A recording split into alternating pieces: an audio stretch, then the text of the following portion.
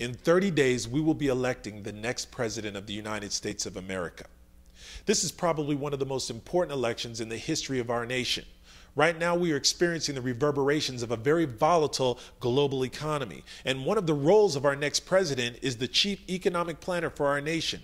If you're like me, you sit and you watch the news and you hear reporters, economists, accountants, bankers, and financiers give their complex analyses of fiscal and monetary policy, and you get lost in the economic statistical jargon. The short of it is, there are two economic philosophies that are at the center of this presidential debate: supply-side economics and demand-side economics. Now, John McCain is a proponent of supply-side economics. This is the idea that if you lower the taxes of the wealthiest in our country, that they will use that extra money to develop technology, to create businesses, which will in turn create jobs and expand our economy. And that if you deregulate them, that is to take away all of the rules that control how they trade and how they operate, then they will move through the market unhindered and they will grow wealth in our economy. Well, I don't believe that this will work for America. Let me tell you why. You remember Ronald Wilson Reagan, or the term Reaganomics? Ronald Reagan came to the presidency in 1980. He came into the Oval Office preaching the gospel of supply-side economics. And what he did when he came into office is he lowered the taxes of the wealthiest in our nation by a huge percent in hopes that they would invest in the economy. He lowered spending for social programs and raised defense spending, hoping that that would create more jobs. Well, the rich did invest in the economy, but in a way that only benefited them. And because we weren't collecting their taxes anymore, our government income went down, which had its effects on our economy. Before Ronald Reagan became president, our national budget deficit was $77 billion under Jimmy Carter. After Ronald Reagan's first year, it surged to $128 billion. After his second year, it exploded to $208 billion.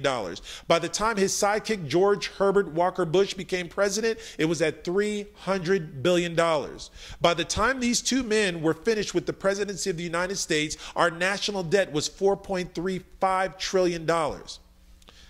Let's put that into perspective. From George Washington, the first president of the United States, to Jimmy Carter, the 39th president of the United States, we amassed a national debt of $1 trillion.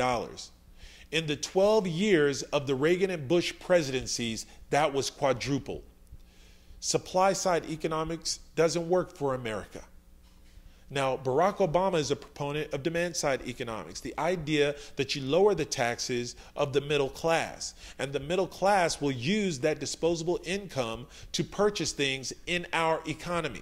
When they purchase things in our economy, of course, demand goes up. Well, the more they demand, the more producers have to make. In order to make more, producers have to hire more workers. When they hire more workers, the economy expands. Well, this was done under President William Jefferson Clinton, the 42nd president of the United States. Under his presidency, 22 million new jobs were created in the United States of America, and our country had its longest economic expansion in the history of its existence.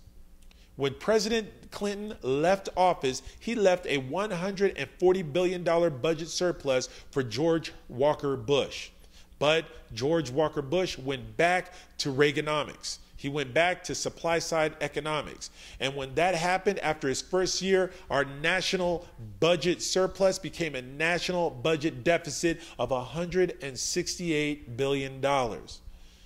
And in the 8 years of George Bush's presidency, our national debt, it will be $10 or $11 trillion. Now, it took 42 presidents over 200 years to get us to a $5 trillion debt, but it took George Bush just 8 years to double it. Look, I love the idea of a free market system. I read Adam Smith's book, Wealth of Nations. I read David Ricardo. Fantastic idea that you have a free market system where the government does not hinder the progress of businesses, that the only thing that regulates price are the invisible hands of demand and supply. And supply-side economists, they preach that, but they leave one thing out. Adam Smith said that An economy's wealth is gauged by the economic power of the consumer and of the individual households. And he said what can destroy an economy or a free market system is what he called the sycophantic nobles, who bend the ear of those who are in charge to give them tax breaks, to give them loopholes so that they can hold on to their wealth, so that the rich can get richer and the poor can get poorer.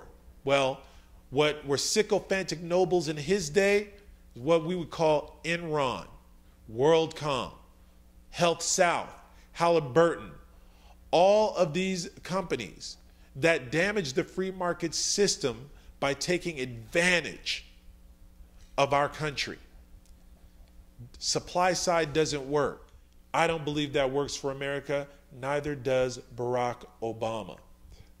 We have 30 days until we elect the next president of the United States.